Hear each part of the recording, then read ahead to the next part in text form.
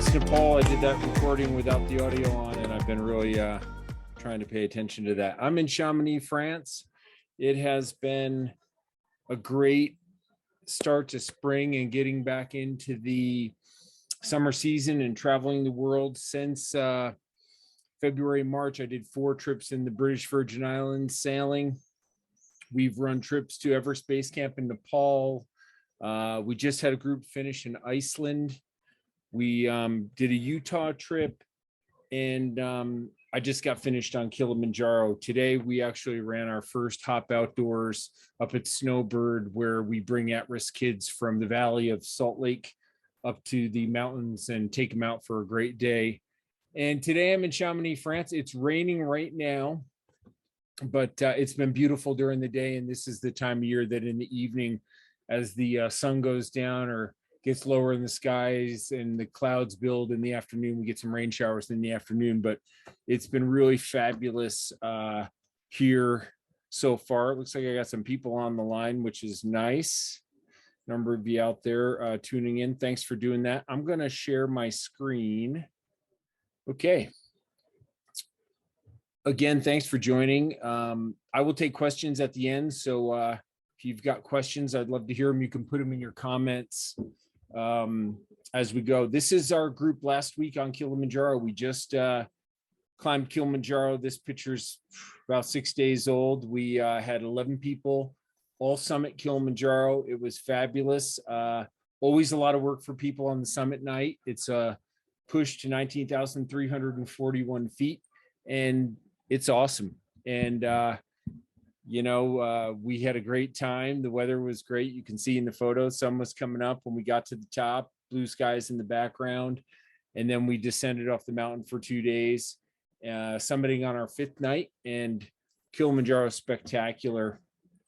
After the climb, my group went on safari as they usually do. They went on a 4-day safari, and I spent 4 days checking in on our human outreach project programs in Tanzania.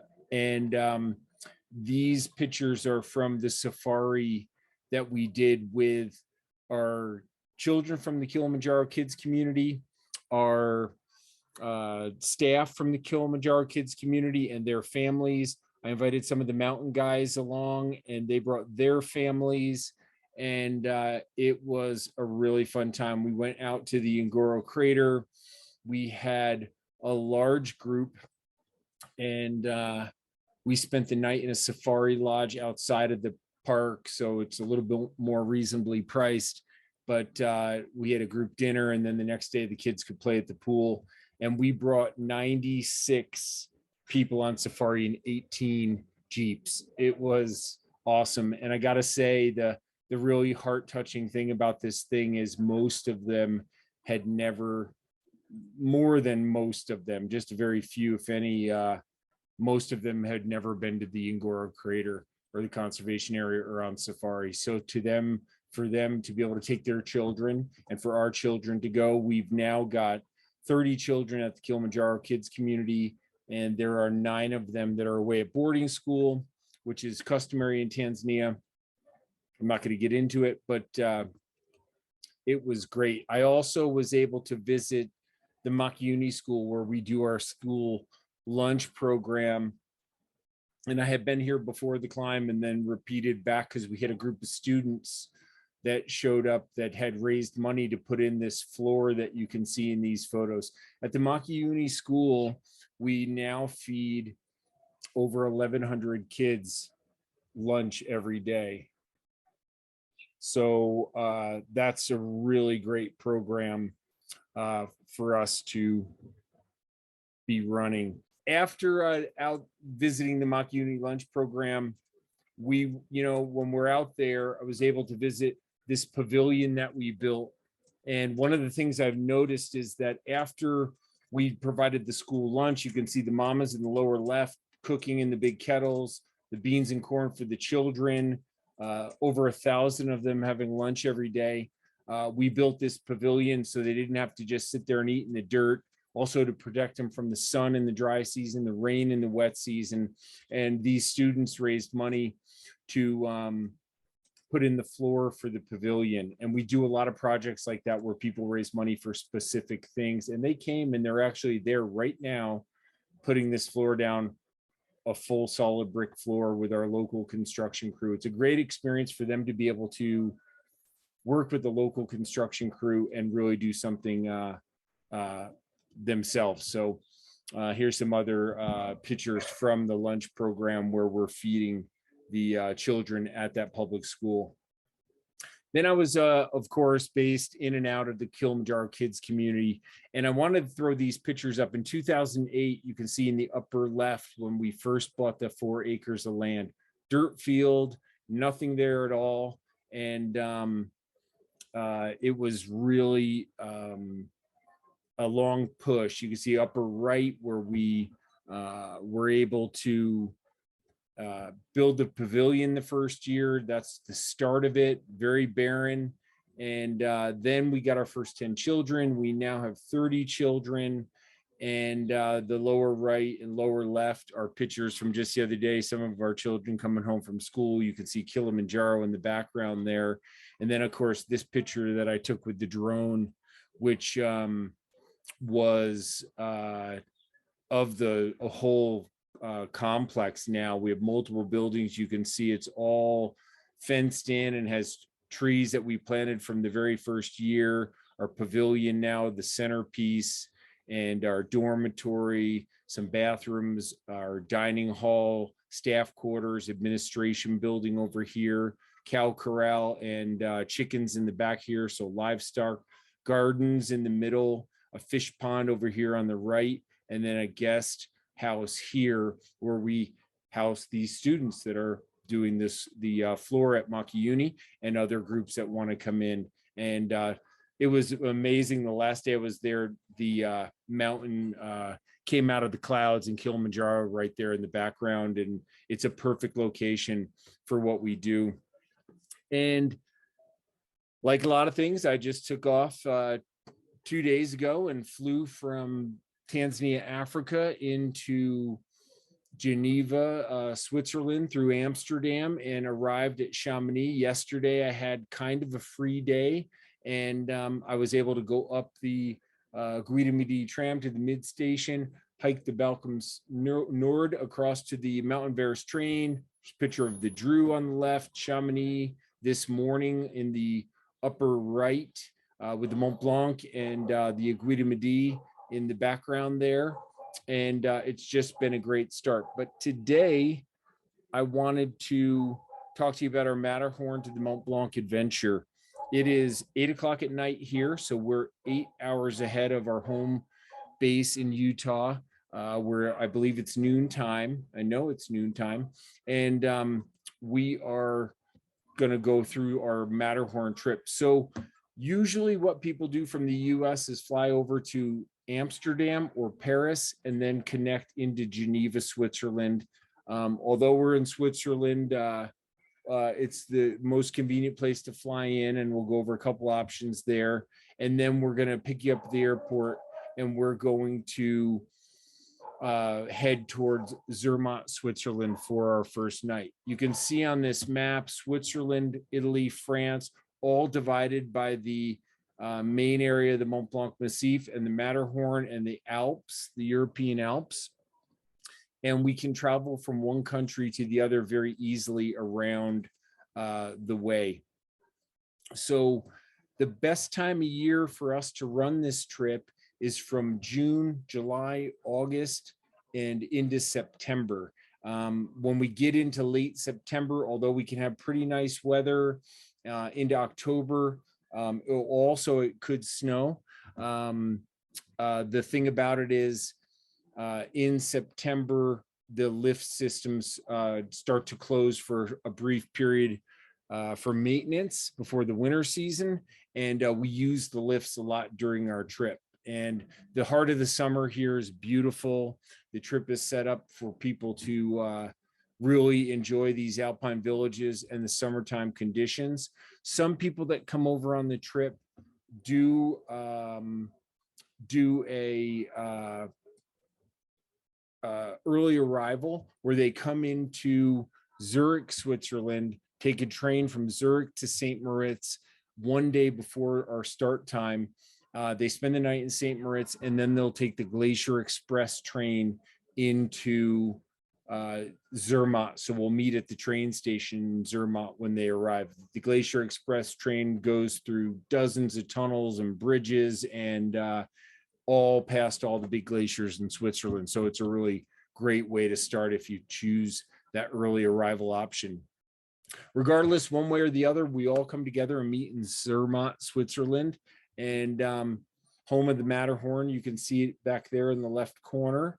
And we spend the night. We'll do a briefing. We'll go over the plan for the week. We stay in a beautiful hotel there. One of them, many of them there that are beautiful European 4-star hotels, and with the Matterhorn shining above, but also the Mount Rosa and all of the other things that Zermatt has to offer, which is really great. We can do a little exploring. We're right in the heart of the village that night. And then the following morning, we'll take this funicular train up through the mountain, and then a gondola to a high point. And we're going to do this hike that goes past 5 alpine lakes. It's a good starter hike. It's about 6 miles. We come back around and we end at the funicular, which will take back down into the Zermatt village. And then usually we're done by about 3 or 3:30. And then we'll have some time to explore the village before dinner, because the next day we're heading out early. So here's some pictures from our hike a couple summers ago, but really fantastic views of the Matterhorn there past the 5 alpine lakes. And our guides are fantastic. There are a lot of them from Utah, people that guide for us elsewhere around the world. I have one local Chamonix guide that works with us as well. And we drive the vans ourselves. We prepare some of the lunches. We go to a lot of mountain huts for lunches. We go out for dinner each night, and all of the hotels have really nice breakfasts. So we're really set up there as well. So this is some other pictures from the hike and the Zermatt area. The following morning, upper right, you can see that we're ready for the train station. And in the train station, we are going to take a train back down to the parking area where we've left the vans. Zermatt is a no vehicle village, so you have to take the train in and out. They do have some electric cars there, but it's really kind of nice that way. And we'll take the train back. We'll get in the vans. We'll go to the Col de Forclaz, the lower right's marking the picture of where we get dropped off, and then we'll do this long hike on the classic Tour de Mont Blanc trail over to a village called Chamonix Lake. And you can see some of the village of Chamonix Lake on the upper right. And we pass a hut during our hike where we usually stop and use the restroom, maybe get a coffee. On this day, we usually pack a picnic lunch because we don't know exactly where we're going to be during the lunchtime meal. But we have great views down into Martigny, Switzerland. On the left there, showing up in Chamonix Lake is really great, and it's a beautiful hike throughout. And each day here, we're doing really fun hikes, and then we're staying in amazing alpine villages. So after we finish the hike, we spend a little time at the lake, and after we finish the day, we'll drop down back into the valley, and then we'll climb up over the Grand Bernard Pass. The picture on the left is a picture of the monastery there. The St. Bernard Hospice was where they started to work with the St. Bernard rescue dogs, and also is the oldest hospice in the world. And this is a pass that Napoleon came over. So just really great history. We drop over the pass, and when we do, we're in Italy, in the top of the Aosta Valley, and we're going to descend back down into Aosta. So we'll be in Aosta, Italy for 2 nights. And it's a great Italian village. It's got Roman ruins in it, quite a few of them. You can see in the center on the bottom of the screen there, that's the Roman theater. It's basically a walled in fortified city, Roman city, and we stay right in the middle of it. It's all pedestrian walking streets. It's just fantastic. On the right-hand side in the middle, you can see where we go out for dinner that evening. And then the following day, we'll go up to this village called Courmayeur and do some hiking from here. The nice thing about the Alps, and I think one of the things that's really appealing is, although they're very alpine and we're up in these high mountains, the altitude in a lot of these villages is not too high. We're in Aosta at about 2,000 feet. We're up in Courmayeur at about 5,000 feet. We're hiking around 8,000-9,000 feet, some of the high points during the day, but it's not terribly high most of the time. The second morning, when we get up in Aosta, we'll work our way up the Aosta Valley to the village of Courmayeur, Italy, and we'll do a hike up to the Bertoni hut, and there we'll have lunch at the hut. Amazing views of the south face of the Mont Blanc, the Italian side of the Mont Blanc. Then we'll go back down into Courmayeur that afternoon. People have a good time to explore the entire pedestrian area of Courmayeur, which has a lot of shops and things to see in the late afternoon before we all meet for dinner.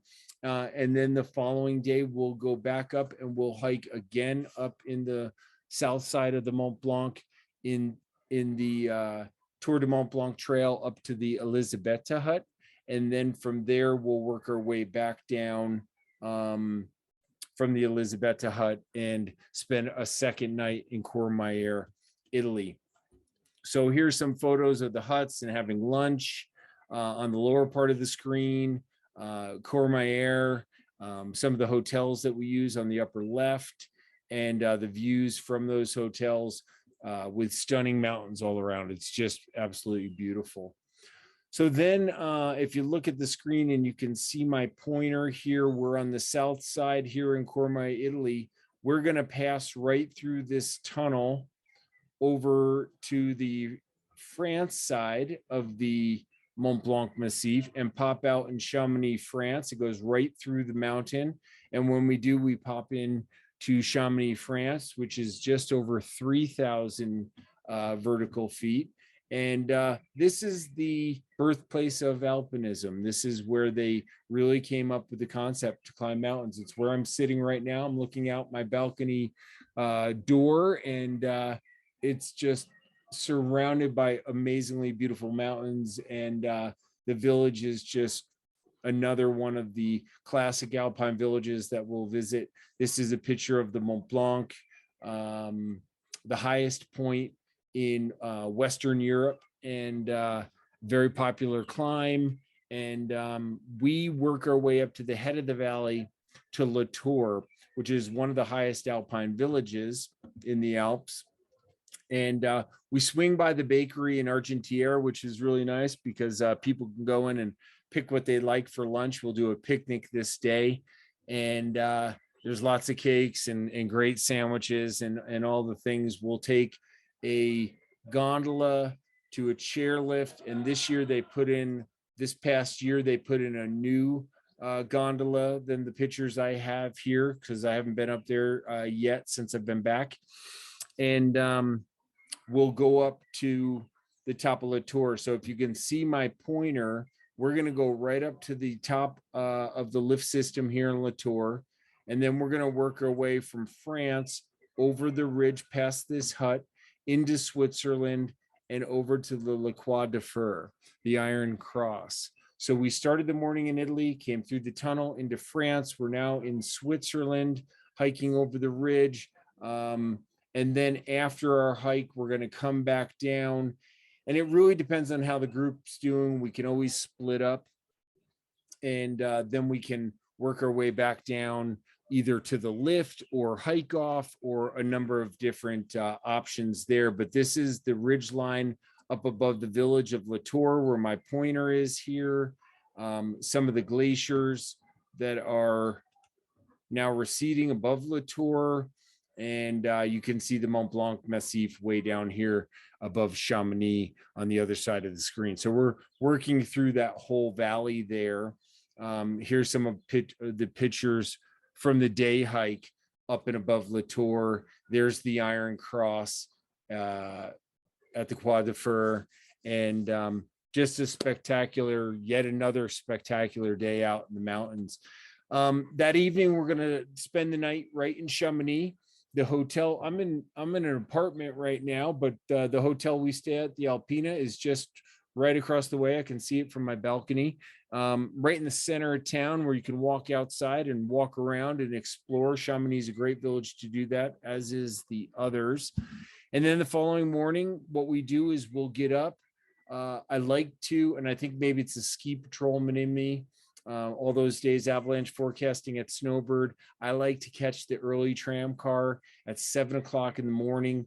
We'll go up the Aiguille de Midi to the mid station. We'll get on another aerial tram. We'll go all the way to the top of the Aiguille, and we'll be at 12,602 feet. You can see in the center photo on the bottom, and it's an amazing architectural, marvel up there, the way that they tunneled through the mountain and have all these observation platforms. And there's a lot of really great exhibits up there as well. Lower left, you can see the Mont Blanc. We get right up into the Mont Blanc. We're looking across at Italy, and it's fantastic. On the right side of the screen, you can see all of the stuff that's going on, an elevator up to the top of the Needle. They have a glass box that you walk out in, and a bunch of other viewing platforms. But we do have a plan to hike this day. So after a bit of time up there, looking at all the observation platforms and looking around, we then make our way back down to the mid station. And I did this hike yesterday. We come back down to the mid station, and then we'll hike the balcony hike across the Balkan Nord, so the north side, looking out at the north side, and we'll hike all the way across to the Mountain-Verus train. It's a over 100-year-old train, one of the first ones that went up out of the valley here to gain access above the tree line.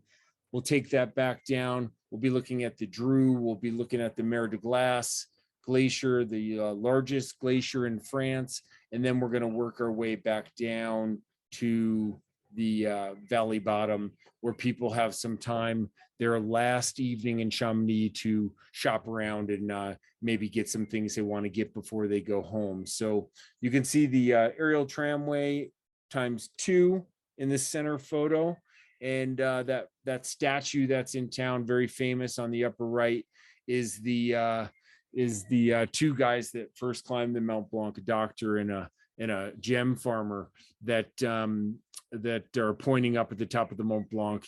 And just a very famous scene here in Chamonix, a really great spot for us to spend our last day. So we'll spend our last day. This is a map of the Chamonix Valley. When you're here, of course, we go over all of the details each evening, as we always do on our trips, give a brief about what we're doing the next day, and then we go and make the best of our plan. It's mountains, weather changes, things change. Even if the weather comes in, we have a lot of alternates to do. If somebody doesn't want to hike as much, we have alternates that they can do. So this is a very good trip for different types of groups that want to do different things. So when anybody signs up for one of our trips, they get our trip detail. It has all of the information that we need to fly over, where to fly into, what to do. Our office is always available for consulting as you go. It's really important on all of our adventures to look at the gear lists. And if you've been on our trips before, every trip's gear list, although might be somewhat similar, is quite different. This one, we stay in beautiful hotels. You don't need a sleeping bag, right? On my last trip on Kilimanjaro, we camped. We needed sleeping bags and sleeping pads and things like that. So they're all a little different, but you'll have the full gear list. We help consult you when you're buying things if you need that, and we can help if you need to maybe rent something here in the Alps along the way. We do have a nutrition and training guide if people want to prepare or are concerned. And I do have lots of videos on YouTube from this trip, multiple days of it, where you can see what it looks like, see what we're doing each day. I try to film each day when we're out on the different trips. And this video, this live webinar will actually be on YouTube. So if you missed Kilimanjaro last week or Nepal when I was over there, those are on our YouTube channel. Just go on YouTube and search Worldwide Trekking and our playlists will come right up. So I am going to take questions. That's kind of the basics of the tour or the Matterhorn to the Mont Blanc trip. And if anybody has questions, I'd love to answer. Looks like I got a couple there. Somebody's asking, let's see here. All right. How difficult are the hikes? This trip is rated moderate. So moderate hikes, are about 5 miles, and the altitude's not a big issue as far as acclimatization like we see on the Trek to Everest Base Camp or climbing Kilimanjaro or something like that. So that's a big part of it. We always pace out the day, which is super important. And if anybody wants to, maybe on a 3rd day or 4th day, they say, I really just would like a day to not hike as much. You're free to explore some of the alpine villages where we finish our hike in the afternoon, and you could join back with the group. Says next question, Heidine, how heavy a jacket will we need for the September trek? So in September, I recommend like a puffy jacket. I'm gonna get one.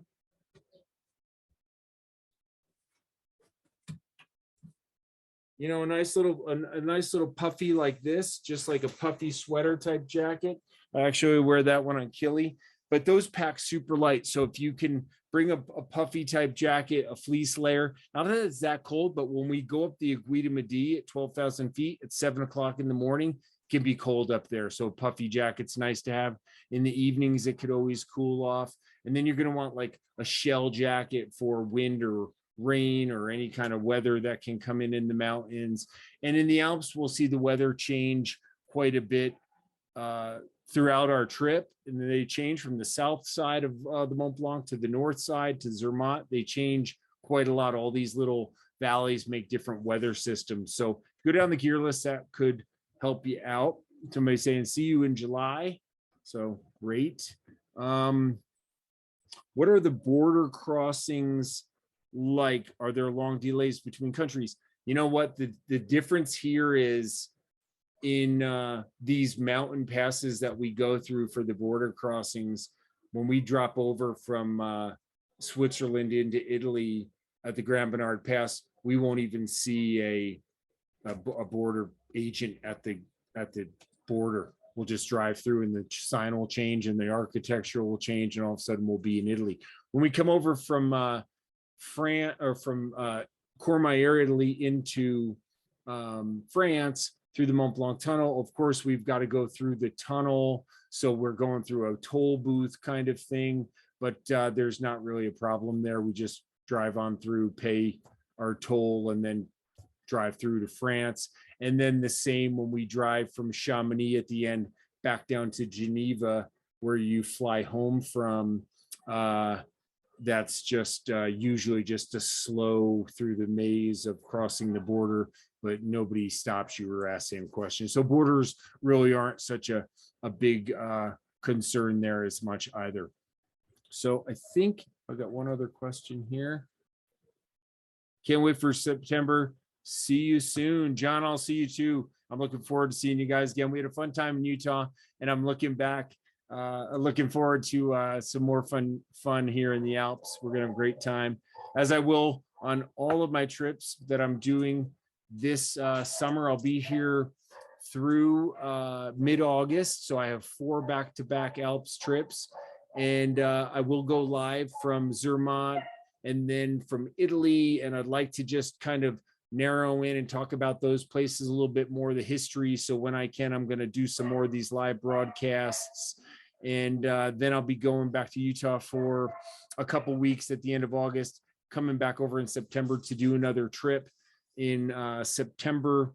And then I'll be going from here straight to Nepal to go do some treks to Mount Everest Base Camp. But we have other guides in the field. Matt Biddle's going to Kilimanjaro in a couple of weeks. We've got another group going out on Kilimanjaro. We've got 4 trips going to Iceland this summer, and we're really happy to be getting back to travel and international travel and doing it safely, having fun, and love to hear from you guys. So contact us if you have any questions. And thanks for joining the webinar. And I think that's all the questions I have. Looks like it. So have a great evening. And